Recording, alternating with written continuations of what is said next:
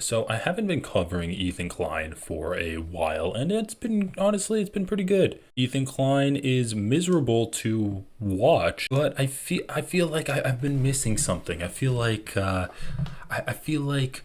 been letting the roaches fester under the floorboards for too long without shining a light on it.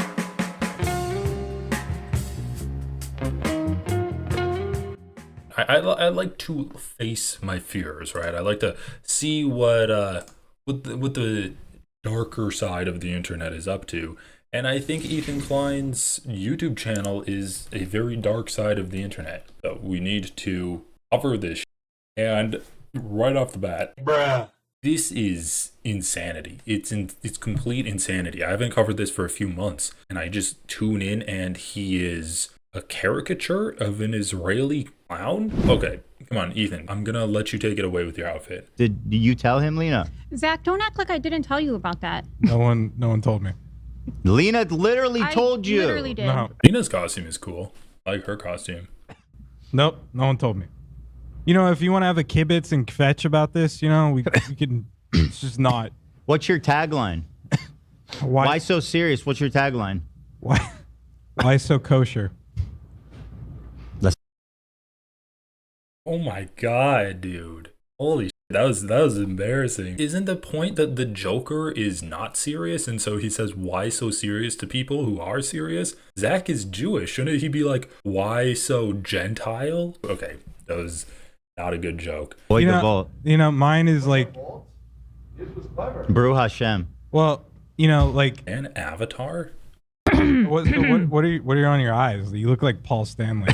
Dude, it's Star Davids. And by the way, this is the most half-ass looking juker you've ever done. How do you figure, dude? So John, I got like, menorahs. don't even step to me, okay? Somebody at least put effort into this. You rolled out of bed and said, I'm the juker. No, I'm every year Zach gets to be the juker. Yeah, because I look like I'm going to a bar mitzvah or a funeral, depending on the situation, and I have menorahs under my eyes. Do you do bar mitzvahs? I do. I do bar mitzvahs, circumcisions, all of it. You don't do the slicing, do you? You're just there to entertain. Nah, I just keep the tip. I slice. I slice and entertain. So All right, you know what? If You're behind. You want to have a kibitz, you know, you're acting Meshuggah right now, dude. What are you doing? Bro, this is the vibes on this show are so rancid. What the is this? It's just two miserable guys talking about how miserable they are. Absolute zero humor in anything they're saying. And then they get interrupted by someone who's somehow even more decrepit looking than them. Like, dude, these guys look like... This guy's what, 27? He's 28 and he looks like this? Ethan Klein isn't even... Okay, I guess he is 40. But he looks like he's about to die. Dude, Meth Clancy right here. That's what we're getting from Gila. Music here? I don't know. Zach's not even doing his job. Yeah. Oh. We got Dan. Trigger warning, everyone. Gila Klein dancing. We got Dan Clancy here. That's what I'm talking about. That's right. Where are the Where are you e-girls going, at? man? Where are you going? Where are you going? Going strong. Yeah. Where's the cutest? What cutie? She's Meth Clancy. Do you have e-girls on this podcast? No, we don't have any. I mean, we have girls on this podcast. I don't know what you mean by e-girl. Dude, these people are just so unfunny. It is kind of humorous, though. The one criticism they have of Dan Clancy, they're like, he's a because he follows adult women on the streaming service that he's the president of, and it's like, sure, that's a little creepy, but like, they're adult women and he hasn't done anything inappropriate other than just like his For You page, I guess, is like streamers. Dude, I saw some insane clips where Ethan Klein's like, oh yeah, don't worry, I'm not gonna go after younger women. And then he's like, and then like a few days later, he's like talking to Gila. He's like, now you're old, you're used up goods. It's, dude, this man is actually creepy. Like, I think if Ethan Klein was good looking and actually got attention from people that aren't in his cult, he would ignore Hasan. He would have never like gone to war with Hasan. If he was actually confident in the way that he looked and got attention from women that, let's just be honest, that he found attractive, I don't think he'd have an issue with Hasan at all. Like, it is 100% psycho. I saw a funny post that I really need to cover. This is a compilation that someone made about Hasan hating Asians, okay? Are you ready for this pure unadulterated racism right here? Tries to woke scold and say like, this person is actually sexist or whatever. Go back and key search Asian on their profile. Everyone has been insanely racist towards Asian people. So if you go back and key search Asian, they have probably said some awful Yo, this refugee, okay? Seriously. This South Vietnamese, whatever, like Christian supremacist psychotic refugee Hasan is trying in America now and able to talk that. Why don't you go back and live in South Vietnam in the same conditions? Well, no, I hate these people, dude. Of course, like the Asians. So anyways, what you do is you take the labia and you like a harmonica. There is nothing like a harmonica. Okay, yeah. Racist Asian joke. More annoying to me than in first generation, second generation, third generation Asian motherfuckers who are dogs to white people. I love math. I'm so Asian. I love math. So he's like literally, mocking someone or pretending to live up to Asian stereotypes, and they clip him and they're like, he's going mask off on Asians. What? So Big Al Cake Mix, what happened with the Cutie Cinderella fiasco? I have no idea about any of this. Cutie Cinderella got criticized for hanging out with bigots while streaming with Vanilla Mace. Hasan basically said everyone is too woke for caring.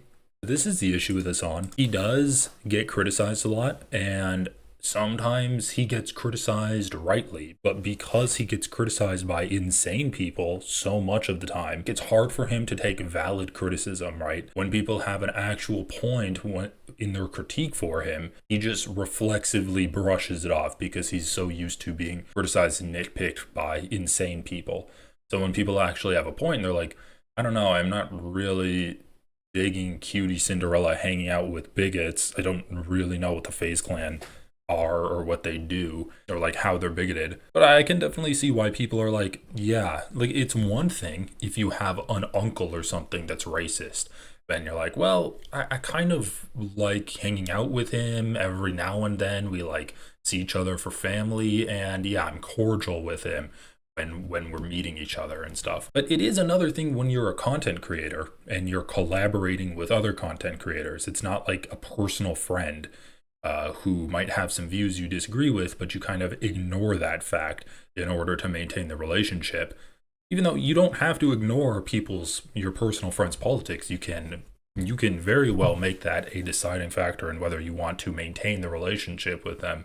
But it definitely is different from your personal relationships to your professional relationships. So I can see why people would want to criticize Cutie for, because I'm assuming it was on camera, right? Because otherwise, why would people be criticizing her if it's just her in her personal life? I think as a non-knower of the Faze Boys on the surface, I would immediately get the vibe they're probably right-wing. But I think the Nelk dudes are far, far more damaging popular. I mean, if you wanted to collaborate with people that do insane like platforming Netanyahu and humanizing him and humanizing Donald Trump, you also kind of have to hold them accountable. Like, you have to confront them on that rather than just do the same thing that they did to Netanyahu.